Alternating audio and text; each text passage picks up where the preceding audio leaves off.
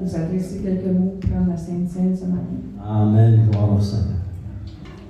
Il est bon, il est fidèle, il nous a laissé les Saintes Écritures, enfants de Dieu. Gloire au Seigneur, quel miracle extraordinaire, juste d'ouvrir la Bible.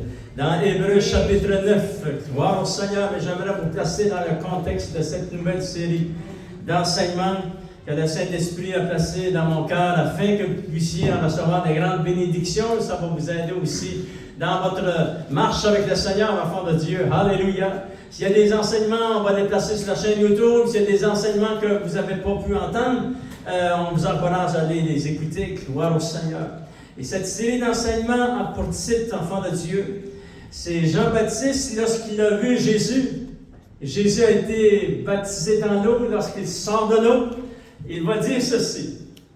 Il va dire, j'ai vu l'Esprit, c'est-à-dire le Saint-Esprit descendre sur lui et s'arrêter sur lui. Alléluia! Vraiment, ça, vous pourrez lire cela, enfant de Dieu, dans Jean chapitre 1, verset 24 jusqu'au verset 34. Et Jean-Baptiste était venu pour vraiment préparer la voie du Seigneur, il est dit dans la parole de Dieu.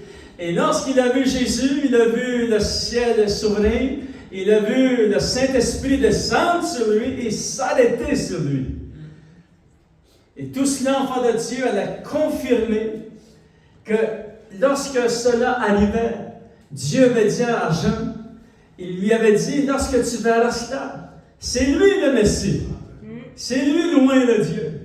C'est lui qui va ôter les péchés du monde. C'est pour ça que Jean-Baptiste était très excité. Et lorsqu'il voit Jésus le lendemain, il dit, c'est lui qui enlève les péchés du monde. Alléluia. Il avait reçu comme la révélation, la confirmation que Jésus était le Messie, attendu dans l'Ancien Testament pendant des milliers d'années. Maintenant, Dieu était incarné dans une personne qui s'appelle Jésus. Dieu le Fils était là devant lui. Wow! Alléluia! Il était vraiment excité, enfant de Dieu.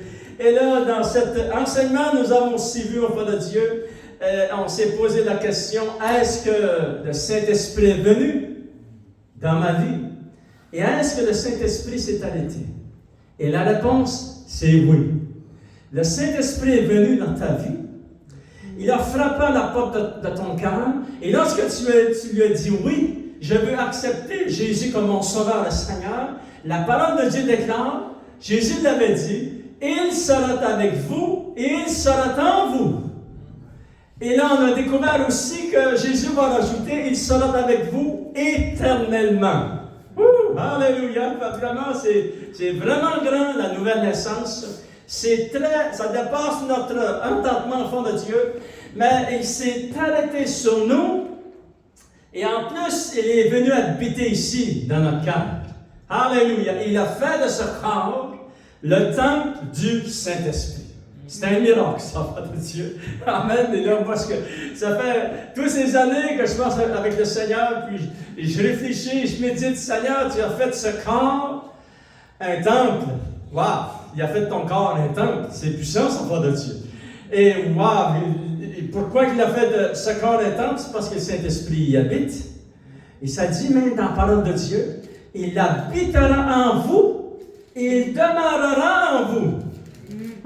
Alléluia! Ben vraiment, enfant de Dieu, on vous encourage à écouter cet enseignement de la parole de Dieu et que vous puissiez réaliser vraiment, la parole de Dieu va vous confirmer que le Saint-Esprit est venu habiter en vous et en plus, il veut faire sa demeure. Maintenant, s'il fait sa demeure, ça prend votre coopération. Ça prend ma coopération.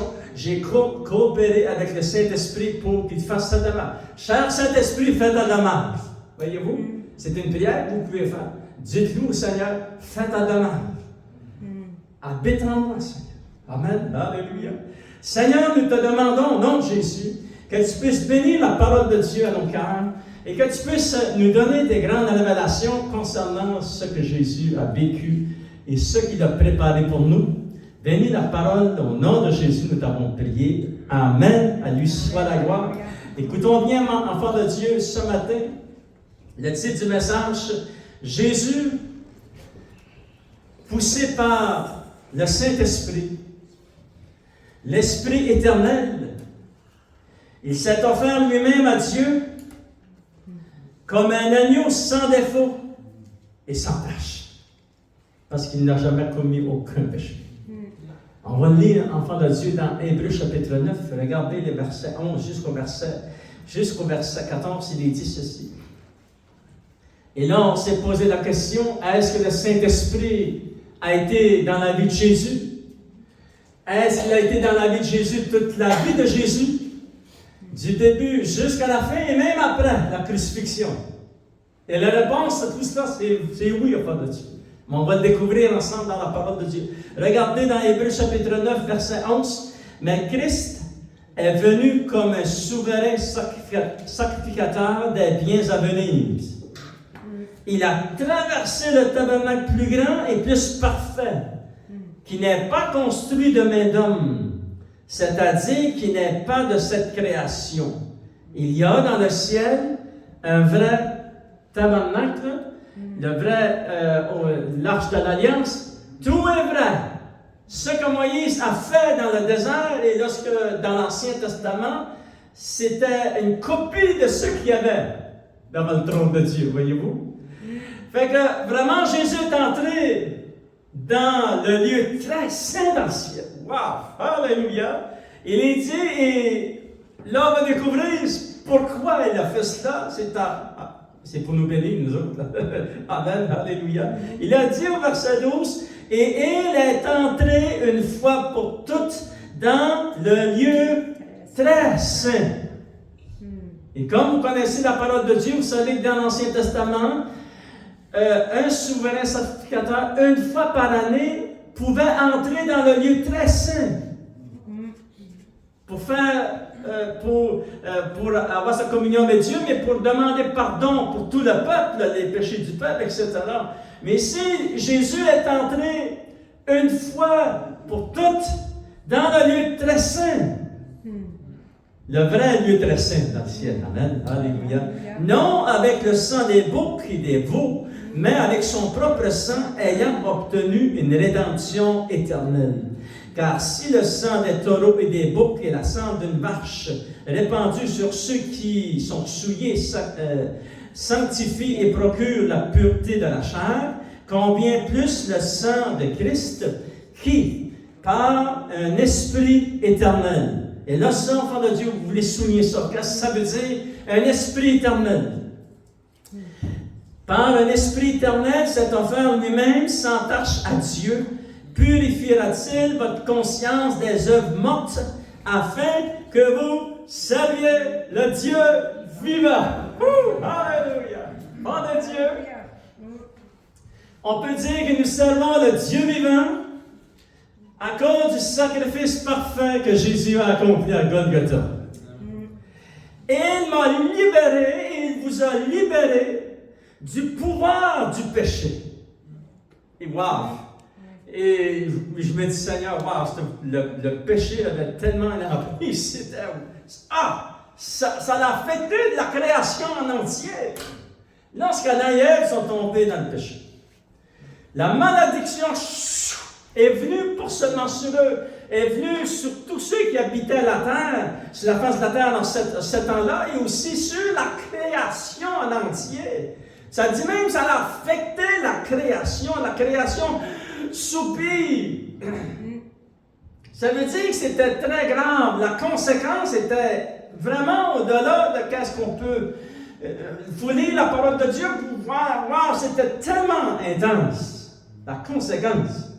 Jésus, lorsqu'il était à Golgotha, enfant de Dieu, regardons trois choses qu'il va accomplir. Parce que vous savez que lorsque Jésus a été crucifié, il est dit dans la parole de Dieu, la dernière parole qu'il a dit, « Tout est accompli ». Et là, il ne dit pas ça pour faire plaisir à personne. Non, non, c'était calculé. « Tout est accompli ». Il s'est dit, il rendit l'esprit. Jésus est sorti de son corps. Et là, il va accomplir, l'enfant de Dieu, selon la parole de Dieu. Il va accomplir des miracles extraordinaires. Alléluia. Il va aller chercher, descendre dans le séjour des morts. Il va aller chercher les clés de la mort du séjour des morts. Et il n'a pas perdu aucun temps. Alléluia. Et là, 3 jours plus tard, Jésus va ressusciter. Alléluia. Gloire au Seigneur, enfant de Dieu. Et nous savons que Jésus accomplit vraiment des œuvres surnaturelles. Jésus-Christ, aussi enfant de Dieu, par l'action du Saint-Esprit. Il va, au verset 14, on va le relire ensemble parce que c'est très important de réaliser que lorsqu'il a versé son sang à Golgotha, Golgotha c'est un endroit réel qui existe à Jérusalem. Lorsque vous allez à Jérusalem, et parce que la paix revient, et gloire à Dieu, ça peut durer tout le restant de notre vie, gloire à Dieu, on va être content.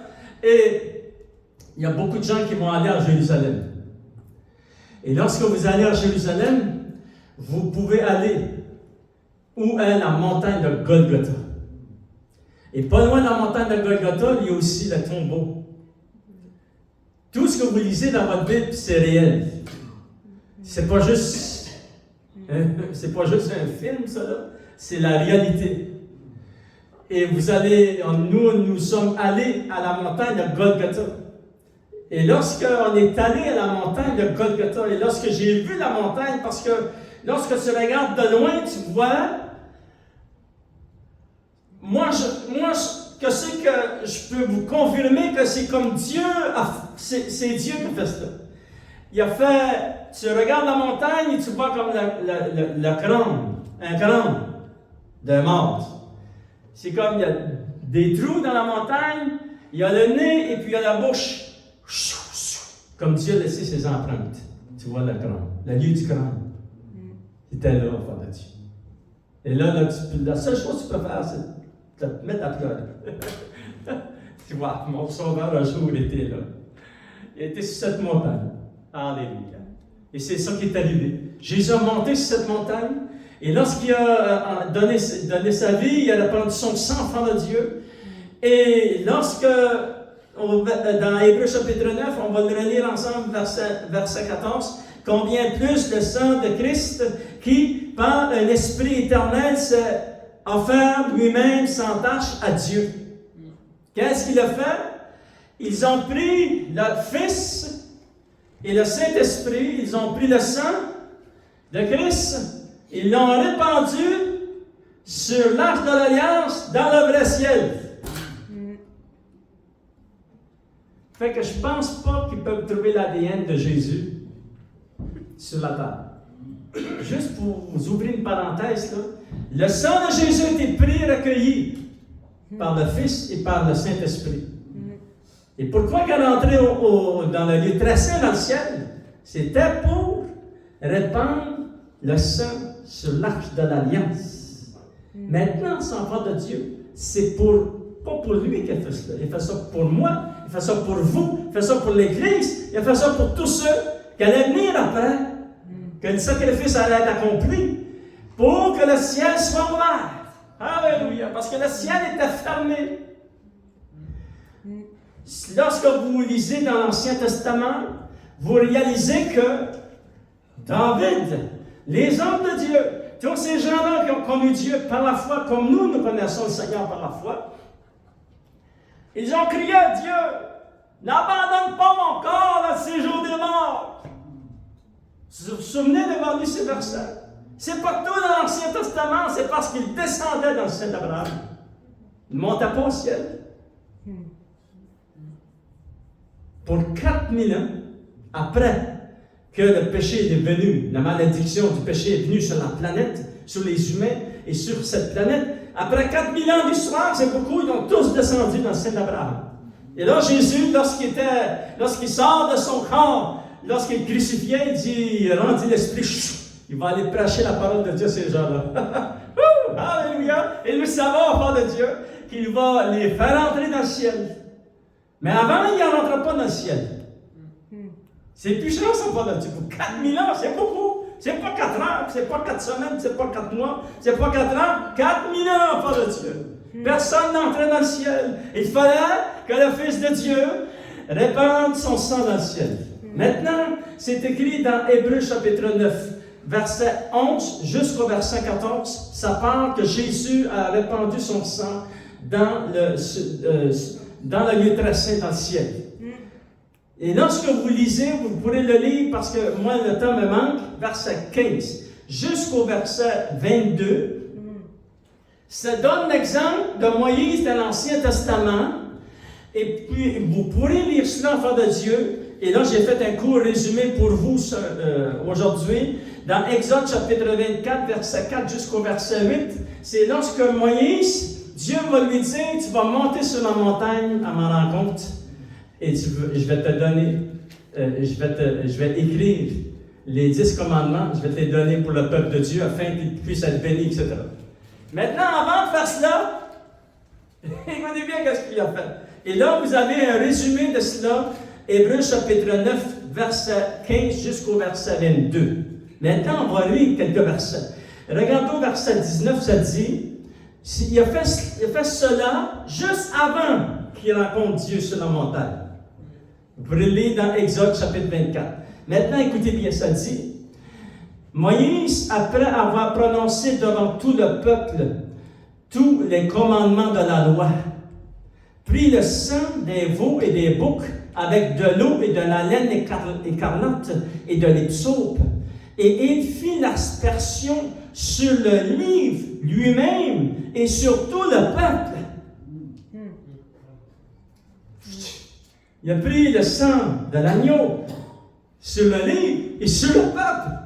Et là, on se posait la question, pourquoi a-t-il fait cela? Regardez au verset 20, ça dit, « Ceci est le sang de l'alliance que Dieu a ordonné pour vous. » Parce que lorsque Moïse a reçu les 10 commandements, Dieu faisait une alliance avec le peuple. Et le peuple a dit, on va t'obéir, Seigneur. Voyez-vous? Et là, verset 21, il fit pareillement l'aspersion avec le sang sur le tabernacle. Ouh! Voyez-vous? Sur le livre, qui est la parole de Dieu, sur le peuple et sur le tabernacle. Maintenant, on continue à lire la parole de Dieu parce que c'était l'ombre des choses à venir qui allaient s'accomplir à travers Jésus, le Fils de Dieu. Alléluia! Et là, enfant de Dieu, tu vois, c'est un miracle de Dieu, que Dieu nous permet d'avancer devant le trône de la grâce de Dieu. Et ça dit, verset 22, et presque tout, d'après la loi, est purifié avec du sang, et sans effusion de sang, il n'y a pas de pardon. Il n'aurait pas pu être pardonné. On n'aurait pas pu être pardonné si Jésus n'aurait pas versé son sang. Regardez, enfant de Dieu, verset 23, partie du verset 15 jusqu'au verset 22, ça donne l'exemple de Moïse dans l'Ancien Testament, qui était l'ombrage des choses qui allaient s'accomplir officiellement à travers le Fils. Regardez au verset 23, il était donc nécessaire. Il était donc nécessaire. C'était nécessaire. Pour que moi je sois sauvé, que vous puissiez être sauvé, que vous puissiez avoir une relation avec Dieu, c'était nécessaire que Jésus donne sa vie et qu'il répande son sang dans les lieux très saints. Ça dit, il était donc nécessaire, puisque les images des choses qui sont dans les cieux devaient être purifiées de cette manière, que les choses célestes elles-mêmes le fussent par des sacrifices plus excellents que ceux-là. Car Christ n'est pas entré dans un sanctuaire fait de main d'homme, en imitation du véritable, comme Moïse avait fait. Non. Il est entré dans le ciel même, afin de paraître maintenant pour nous devant la face de Dieu. Alléluia! Maintenant, lorsque tu as prié cette semaine, et tu as dit, Seigneur, tu as demandé un miracle à Dieu, tu as demandé une guérison, Seigneur, tu as demandé, enfant de Dieu, que Dieu intervienne à travers les requêtes de prière que tu portes dans ton cœur. Jésus, devant le trône de Dieu, a prié avec toi. Il intercède en ta faveur. Fait que, écoutez bien, enfant de Dieu. Lorsque tu pries, c'est très puissant. C'est pour ça que tu continues à prier. Amen. Alléluia. Tu fais des ravages contre le royaume des ténèbres. Et s'il vous plaît, fais-toi plaisir. Fais-toi plaisir, fais des ravages. Au nom de Jésus de Nazareth. Priez, enfant de Dieu. Priez pour tous vos besoins. Priez pour vos maisons. Priez pour les besoins de vos enfants. Priez. Alléluia. Vous allez faire des ravages. Parce que Jésus est avec vous, enfant de Dieu. Et là, ça dit enfant de Dieu, et ce n'est pas pour s'offrir lui-même plusieurs fois qu'il est entré.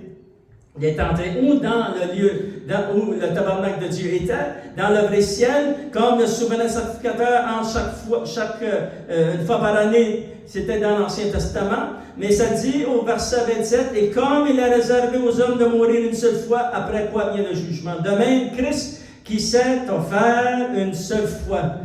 Amen, il ne s'offrira pas deux fois. Il n'y aura pas deux sacrifices. Non, non. Le peuple, le monde entier peut être racheté. Aujourd'hui, s'il y a des 6 milliards de personnes qui se répandent, ils vont toutes être sauvés. Parce que le sacrifice de Christ est très puissant pour libérer tous ceux qui veulent, enfants de Dieu. Et ça dit, enfants de Dieu, de même Christ qui s'est offert une seule fois pour porter les péchés de plusieurs, apparaîtra sans péché une seconde fois à ceux qui l'attendent pour leur salut. Et là, juste pour ouvrir une parenthèse, ça ne veut pas dire que Jésus a péché. Ce que ça veut dire, c'est qu'il a porté nos péchés. Il n'a pas péché. Il les a portés afin de nous en libérer, enfants de Dieu. Alléluia. Maintenant, regardons trois principes très puissants qui s'est déroulé lorsque Jésus a été à Golgotha, lorsqu'il a donné sa vie et lorsqu'il va monter au ciel. Et vous vous souvenez qu'il va dire à Marie, parce que Marie avait monté au tombeau le dimanche matin, et là Marie, elle a reconnu, elle pensait que c'était le jardinier, puis Jésus s'est tourné, puis Jésus lui a dit « Marie !» Et là, elle a reconnu que c'était le maître, et elle s'est jetée à ses pieds, puis Jésus a dit « Ne me touche pas maintenant. » Vous vous souvenez? Il y avait une raison pour cela. Et là, enfant de Dieu, alléluia, c'est très puissant la parole de Dieu. Première chose, enfant de Dieu, que Jésus va accomplir, c'est que Jésus a versé son sang à la croix de Golgotha. Dans 1 Corinthiens chapitre 1, verset 17, verset 18 et verset 23 jusqu'au verset 24, ça dit ceci, enfant de Dieu. Ça dit que la prédication la prédication qui sauve les gens, ce n'est pas pour baptiser que Christ m'a envoyé, l'apôtre Jean va dire à ces chrétiens de cette Église. Il dit aussi à nous, c'est pour annoncer l'Évangile et cela sans la sagesse du langage, sans la sagesse des hommes, cela veut dire, afin que la croix de Christ ne soit pas rendue vaine. Car la prédication de la croix est une folie pour ceux qui périssent, mais pour nous qui sommes sauvés, elle est une puissance de Dieu. Et regardons verset 23, nous prêchons Christ crucifié, scandale pour les Juifs et pour ceux qui ne croient pas. Mais pour nous, c'est la puissance de Dieu, c'est la sagesse infinie de Dieu. Alléluia. Tous ceux qui vont placer leur foi dans le sacrifice parfait de Christ, enfants de Dieu, pour être sauvés, je vous donne un secret. Essayez pas d'analyser comment ça s'est fait. Ça ne fonctionne pas comme ça, le royaume de Dieu. Le royaume de Dieu dit, place ta foi en ce qu'il a fait. Lorsque j'ai été sauvé, j'ai placé ma foi en ce que Jésus a fait. Et tu as été sauvé. Ça s'est fait des fractions de secondes. Si j'aurais analysé, essayé de comprendre avec ma sagesse humaine, comment ça s'est fait, ça n'a pas fonctionné. Il y a trop de gens qui analysent. Vous allez pouvoir comprendre après. Accepter Jésus par la foi. Et là, marcher avec le Seigneur. Et là, les révélations vont venir. Comme ça que le royaume de Dieu fonctionne. Savez-vous comment ça m'a pris le temps de savoir que j'étais sauvé? J'étais sauvé en cet instant, j'ai donné ma vie à Dieu. Mais pour le comprendre, qu'est-ce qui m'était arrivé, ça m'a pris 6 mois. Ben, 6 mois, c'est beaucoup. Ça l'est dit. Moi, ça m'a pris un mois de temps, mais gloire à Dieu. Amen, alléluia. Mais moi, ça m'a pris 6 mois à comprendre. Waouh, tout ce miracle que j'avais vécu. C'était une action naturelle de Dieu. Et enfant de Dieu, j'avais des prédicateurs formidables qui m'ont aidé pendant toute ma marche chrétienne. C'était merveilleux, enfant de Dieu. Et je remercie le Seigneur de tout mon cœur. Et ces prédicateurs-là qui sont là, qui avaient donné leur vie eux aussi pour l'avancement du royaume de Dieu. Alléluia. Et c'est par là, c'est en plaçant ta foi dans le sacrifice parfait de Christ, c'est là que tu deviens un enfant de Dieu. Et après, tu t'attaches au Seigneur. Tu te répands, tu te convertis. Et là, tu t'attaches au Seigneur. Et là, les révélations viennent. Wouh! Alléluia! Et là, tu vas être excité. Oh, tu vas découvrir des choses glorieuses. Deuxième chose que Jésus a accomplie, Jésus a répandu son sang dans le lieu très saint, dans le ciel. Nous l'avons lu ici. Il est entré avec son sang dans le lieu très saint, dans le ciel. Et là, enfant de Dieu, parce que les portes du ciel étaient fermées, il voulait les ouvrir. Alléluia. Maintenant, je vais vous montrer un verset dans la parole de Dieu.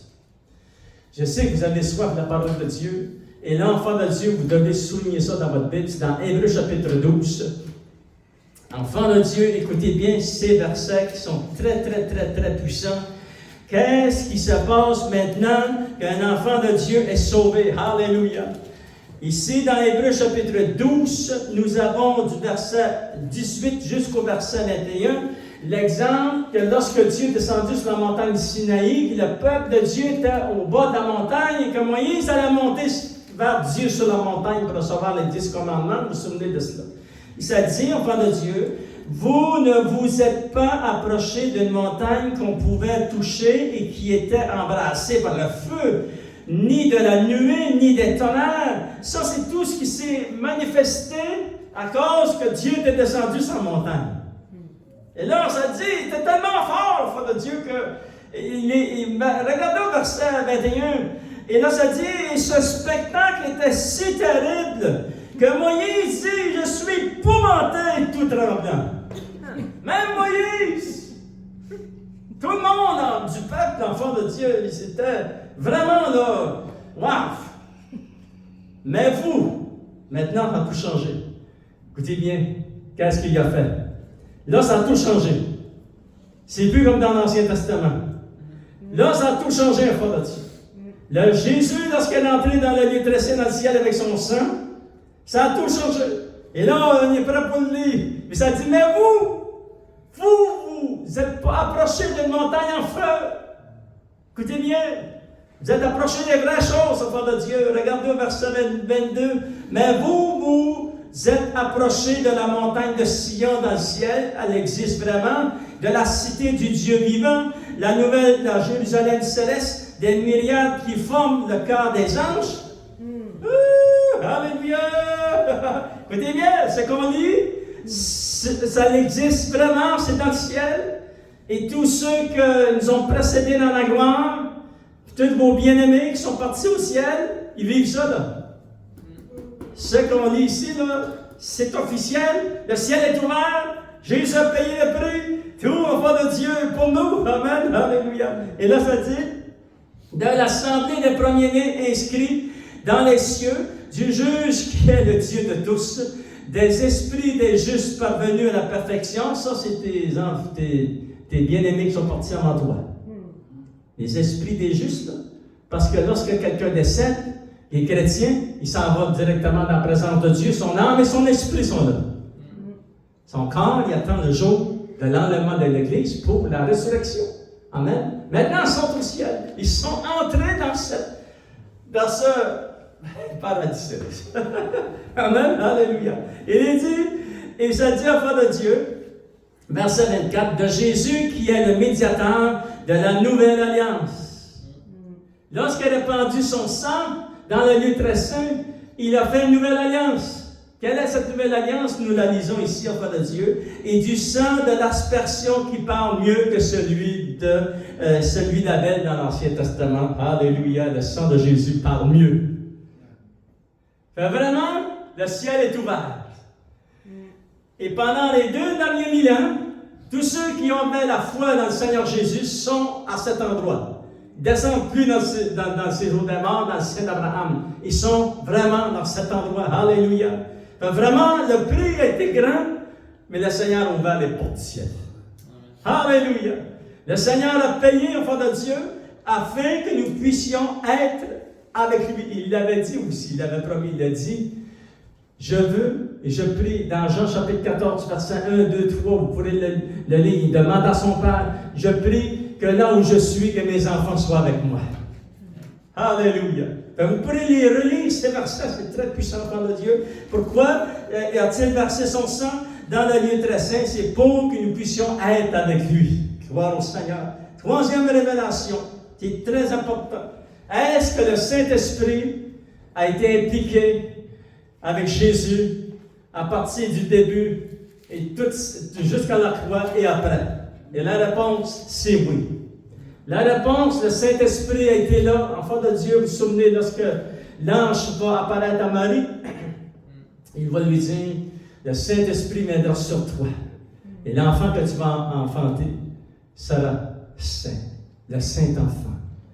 Fait que le Saint-Esprit a transporté dans le sein de Marie Jésus, le Fils de Dieu. C'était la première action que le Saint-Esprit allait faire en direction de la vie de Jésus. Et là, on continue à lire, enfant de Dieu. Et là, vous allez découvrir des versets, ça dit que Jésus grandissait en sagesse et en croissance devant Dieu et devant les hommes. Fait que le Saint-Esprit aidait à Jésus, même pendant son enfance. Et Jésus, enfant de Dieu, s'en va à Jérusalem avec ses parents et avec beaucoup du village pour adorer Dieu. Et il décide à 12 ans de prendre un congé des parents. Et là, vous savez que c'était quelque chose. Les parents étaient vraiment inquiets. Où était Jésus? Il était dans le temple. Et puis, il discutait avec les hauts placés du temple à 12 ans. D'où lui venaient ces révélations? C'est le Saint-Esprit qui lui avait donné. Il dit, je m'occupe des affaires de mon père. Il dit à sa maman, il dit, mon fils, on était tous paniqués, ça fait 3 jours qu'on t'a pas vu. Il dit, maman, je devais m'occuper des choses de mon père. Amen. Le Saint-Esprit est impliqué dans la vie de Jésus tous les jours de sa vie. Lorsqu'il va commencer son ministère, à 30 ans, enfant de Dieu, ça dit dans la parole de Dieu, que Jésus, conduit par l'Esprit, était conduit dans le désert. Le Saint-Esprit est impliqué. Et lorsqu'il va sortir, ça dit que Jésus revint du désert et était revêtu de la puissance d'en haut. Voyez-vous? Encore là, le Saint-Esprit est encore là, enfant de Dieu. Et lorsqu'il va se diriger vers Golgotha, le Saint-Esprit est encore avec lui. Et d'après Hébreux chapitre 9, verset 14, en terminant, le Saint-Esprit, ça dit qu'il a offert son sang dans le lieu très saint dans le ciel, par un Esprit éternel.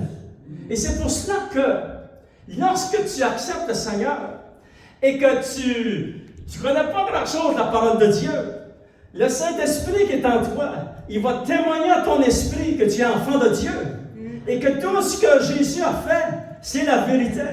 Et que ça s'est arrivé à la seconde près qui est écrit dans la parole de Dieu. Et le Saint-Esprit va témoigner parce qu'il était le témoin oculaire. Il a tout vu ce qui s'est passé dans la vie de Jésus. Il nous rappelle tout ce que Jésus a vécu, enfant de Dieu. Alléluia. Et Jésus et le Saint-Esprit ont coopéré, travaillé ensemble pendant ce ministère glorieux du Fils de Dieu. Lèvons-nous sur eux ensemble, enfant de Dieu. Alléluia. Donnez-moi une applaudissement, Seigneur, ce matin. Invitez nos musiciens. Alléluia. Écoutez bien, enfant de Dieu, le titre du message était celui-ci. Et ça, c'est écrit dans la parole vivante. Jésus, poussé par l'Esprit éternel, qui est le Saint-Esprit, s'est offert lui-même à Dieu, comme un agneau, sans défaut et sans tache. Et Seigneur, nous pouvons seulement te dire merci 1 million de fois, Seigneur. Que tu as accompli, Seigneur, oh Dieu, cette œuvre grande et glorieuse, et que tu as donné ta vie pour nous. Et nous pouvons avec joie te servir le Dieu vivant. C'est un miracle extraordinaire. Dans l'Ancien Testament, il y avait quelques personnes qui pouvaient faire cela. Mais nous pouvons, enfants de Dieu. Alléluia, nous pouvons, Seigneur, oh Dieu, vraiment marcher avec toi et te servir. Quel privilège d'être enfant de Dieu aujourd'hui. Je te demande de bénir ton Église et ton peuple, Seigneur, oh Dieu. Qu'on puisse méditer les Saintes Écritures et comprendre la parole de Dieu. Et merci que le Saint-Esprit est avec nous et en nous. Et au nom de Jésus, nous t'avons prié. Alléluia.